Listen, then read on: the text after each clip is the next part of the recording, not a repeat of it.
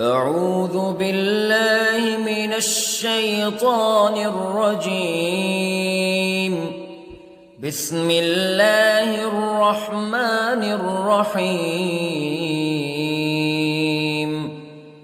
الرحمن علم القرآن خلق الإنسان علمه البيان. الشمس والقمر بحسبان والنجم والشجر يسجدان والسماء رفعها ووضع الميزان ألا تطغوا في الميزان وأقيموا الوزن بالقسط ولا تخسروا الميزان. والأرض وضعها للأنام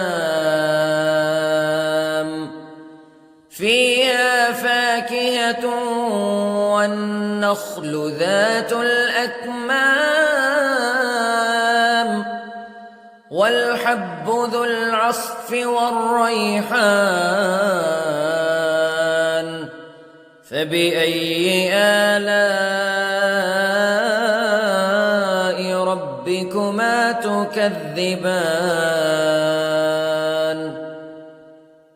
خلق الإنسان من صلصال كالفخار وخلق الجان من مارج من نار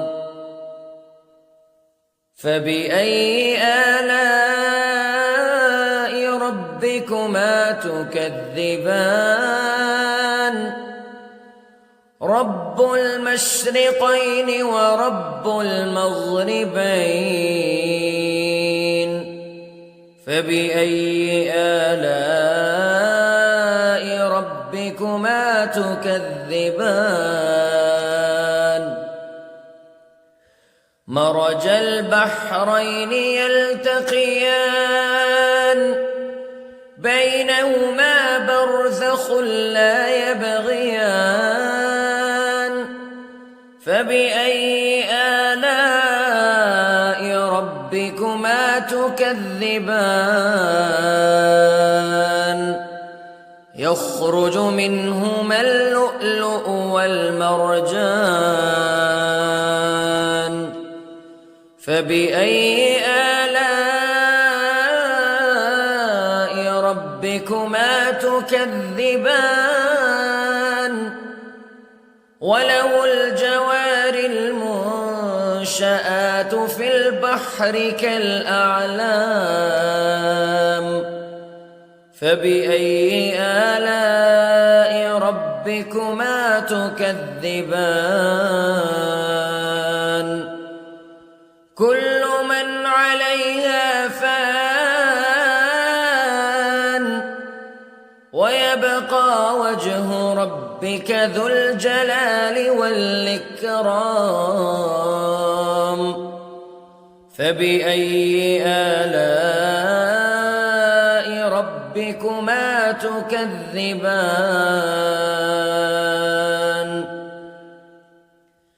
يسأله من في السماوات والأرض كل يوم هو في شأن فبأي آلاء ربكما تكذبان. سنفرغ لكم أيها الثقلان فبأي آلاء ربكما تكذبان.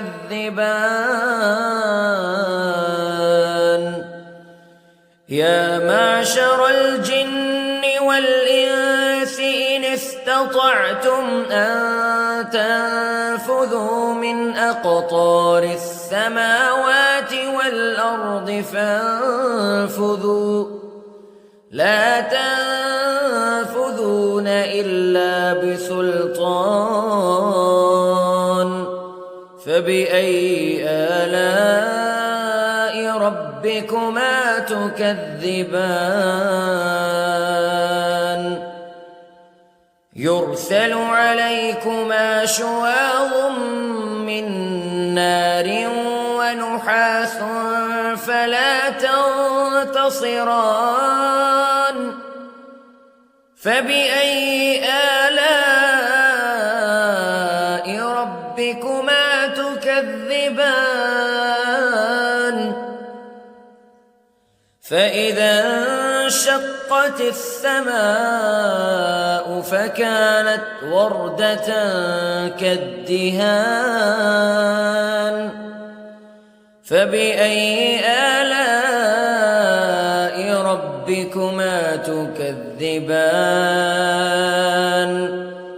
فيومئذ لا يسأل عن ذنبه إنس ولا جان فبأي آلاء ربكما تكذبان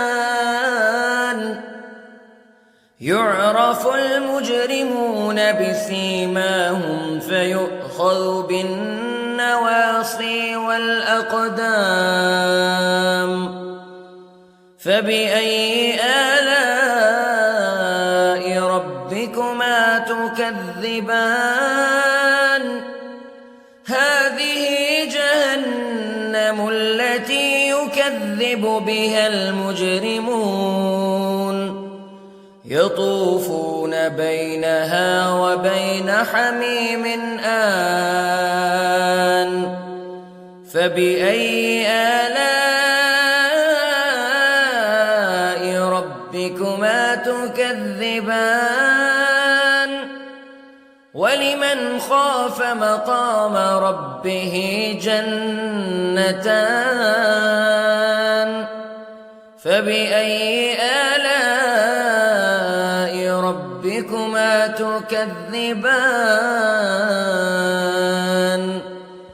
ذواتا أفنان فبأي آلاء ربكما تكذبان فيهما عينان تجريان فبأي آلاء ربكما تكذبان فيهما من كل فاكهة زوجان فبأي آلاء ربكما تكذبان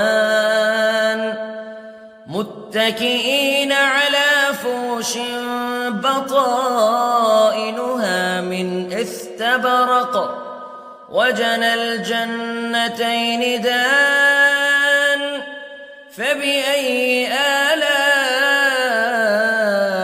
ربكما تكذبان فيهن قاصرات الطرف لم يطمثهن إنس قبلهم ولا جان فبأي آلاء ربكما تكذبان كأنهن الياقوت والمرجان فبأي آلاء ربكما تكذبان هل جزاء الإحسان إلا الإحسان فبأي آلاء ربكما تكذبان ومن دونهما جنتان فبأي آلاء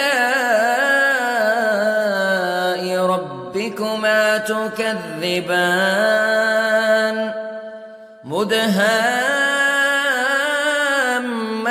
مدهامتان فبأي آلاء ربكما تكذبان فيهما عينان نضاختان فبأي آلاء ربكما تكذبان